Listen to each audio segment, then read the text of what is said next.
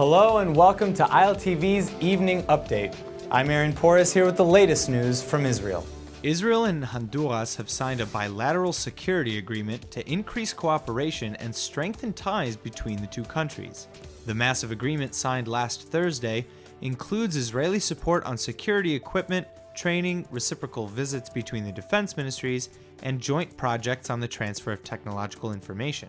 According to a Honduran newspaper, the arrangement includes the modernization of F-5 and A-37 fighter jets and helicopters of Honduras' Air Force. It was also agreed upon to reinforce joint ties and assistance in water and agricultural development, and the deal also aims to help upgrade Honduras' capacity to battle its crime issues.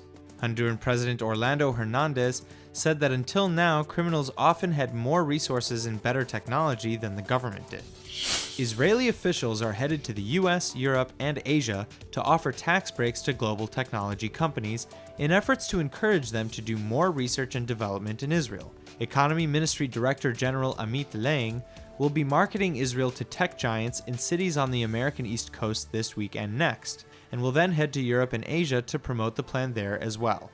More than 270 multinationals already maintain R&D centers in Israel, and the Knesset is now expected to pass legislation by the end of the year that will further slash corporate taxes for multinational companies that invest in the Jewish state. Called the Innovation Box Proposal, the legislation will cut corporate income tax to 6% for companies with consolidated revenues of over $2.6 billion and to 12% for smaller firms. Knesset members from 3 different ultra-Orthodox parties in Israel's ruling coalition have submitted a bill that would ban non-Orthodox services at Jerusalem's Western Wall. The bill proposed would outlaw any practice that would offend worshippers. Offensive and forbidden behavior would include women wearing prayer shawls and reading from the Torah, and mixed-gender services, even in a specially designated area, which had previously been ordered to be established by the government. If the bill were to become law, a violation would carry a punishment of up to 6 months in prison and/or up to a 10,000 shekel fine. The new legislation was initiated by all members of the Shas party, together with the support of United Torah Judaism, 3 members of the Likud, Oren Chazan, David Amsalem, and Miki Zohar, and 3 members of Habayit HaYehudi, Bezalel Smotrich, Moti Yogev, and Nisan Slomansky.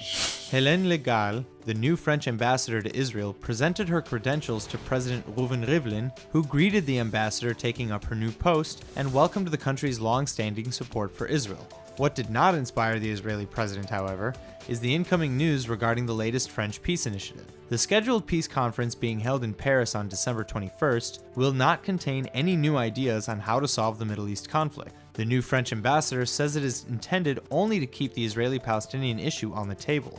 Rivlin said there was little danger of the Israeli-Palestinian conflict disappearing from the world's agenda, and made clear that Jerusalem has reservations about the Paris summit. He continued that Israel is always ready for direct negotiations without preconditions, but that peace remains distant due to the non-cooperation of the Palestinians. Looking for activities to enjoy with your family? We have about the most entertaining board game you'll ever see. As part of the 50th anniversary celebrations of Jerusalem's reunification this coming year, a new version of Monopoly featuring the Israeli capital has just been released. Players can imagine themselves joining the countless civilizations who've struggled to gain control of Jerusalem over the millennia by competing for landmarks such as the Western Wall, City of David, and even the Knesset. The Code company has the license to produce Monopoly games in Israel. Its CEO says there's long been a high demand for a Jerusalem version and vows that the game reflects the true spirit of the very special city. That's all for now. Stay tuned on ILTV.tv for our main daily broadcast playing after this. I'm Aaron Porras, and see you later with our morning briefing from Israel at 8 a.m. Eastern Time.